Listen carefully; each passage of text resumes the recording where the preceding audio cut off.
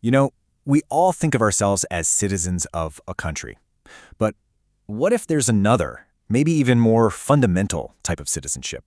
Today, we're diving into this really provocative idea of the two citizens. So let's just jump right in with a pretty challenging question.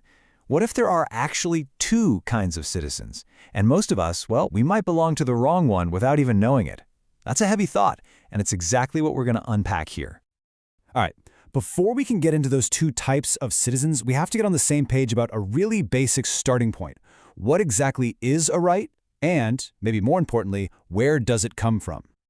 Right off the bat, this perspective completely flips our modern understanding on its head. A right, from this point of view, isn't something handed down by a government. It's a dominion, a power that's endowed by God. And notice that key part. This power isn't just a free pass. It's directly tied to responsibility and allegiance. That is a very different place to start than your typical civics class. And this really gets to the heart of that idea. If you look at Scripture, the Greek word exousia shows up all the time. It gets translated as liberty, sure, but the deeper meaning is the right and the power to choose. So at its absolute core, this idea of rights is all about your individual freedom of choice. Okay, so if our most fundamental rights come from our power to choose, well, it kind of makes sense that this choice would eventually lead to a huge split, right? It creates this great divide and two totally different kinds of citizenship. And this slide really lays out that crucial difference. On one hand, you've got inherent civil rights. These are things that belong to every single person, just because they're there. They're not connected to government at all. We're talking about things like property, marriage, trial by jury. But on the other hand, you have political civil rights. These are granted by a government. They're secured by constitutions and laws, and they're all about the administration of that political system. And this brings us to a pretty stark warning, one that's thousands of years old. Plutarch wrote, "The real destroyers of the liberties of the people is he who spreads among them bounties, donations, and benefits." Wow, that directly challenges the idea that government benefits are always a good thing. It suggests they could actually be the very thing that undermines our freedom. So if you've got two different kinds of rights, it follows that you're going to end up with two totally different kinds of societies. Let's take a look at what those look like. And here they are, side by side. You've got the path of charity, which is presented as the model of the early church. It's all about pure religion, totally dependent on voluntary giving to care for the needy in the community. Then you have the path of control. This is the model of ancient Rome, and, it's argued, the modern state. It offers what's called legal charity, or free bread, but it's dependent on forced contributions. This creates a system of so-called benefactors who exercise authority.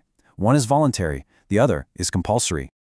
Now, let's dig a little deeper into the critique of this state-controlled path, because it's described as something like a trap. The main argument here is that government benefits, even though they seem helpful, can actually act as a snare.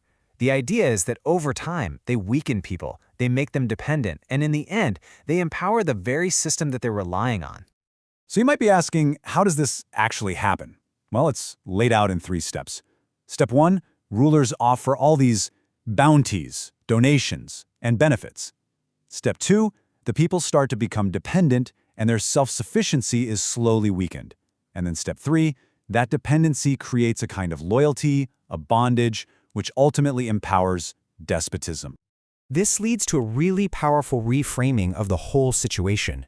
The act of applying for and consenting to government benefits is given a name: covetous practices. It's even described as a form of idolatry, where your allegiance slowly shifts from your community over to the state, entangling you in this system of bondage. Okay, so that's a pretty bleak picture of the problem. But if that's the problem, what's the alternative? This next section pivots to a solution, and it suggests a totally different way of thinking about citizenship. The whole foundation for this alternative comes from this verse in Philippians. "For our conversation is in heaven." Now, at first glance, you might think, okay, that sounds purely spiritual. But there is a key word in there we really need to zoom in on. And here it is. This is the key that unlocks the whole idea. The Greek word that was translated as conversation is politema, and its actual meaning is kind of shocking. It means the administration of civil affairs, a commonwealth. It's not just a spiritual term, it's a civic one, a political one. So what on earth does that mean? It completely changes the meaning of that verse. It suggests a different kind of citizenship altogether, not just passively waiting for something, but actively administering the civil affairs of a different kind of kingdom, right here, right now. And this isn't just some abstract philosophical idea. The whole point is the practical application. It's about forming a real-world living network, a system that's based on that other model we looked at, one of mutual support and voluntary charity, as a direct alternative to a state-run system. So there you have it, a framework for two completely different paths for citizens and for societies, one based on state dependency and the other based on a voluntary living network. It's a lot to think about, for sure. Which path makes more sense to you? We'd genuinely love to hear your thoughts in the comments below. And hey, if you found this explainer valuable, do us a favor and like and share it to get a wider conversation going. Make sure you subscribe for more deep dives just like this one, and if you're curious about that practical application, you can check out the Living Network for yourself over at preparingyou.com.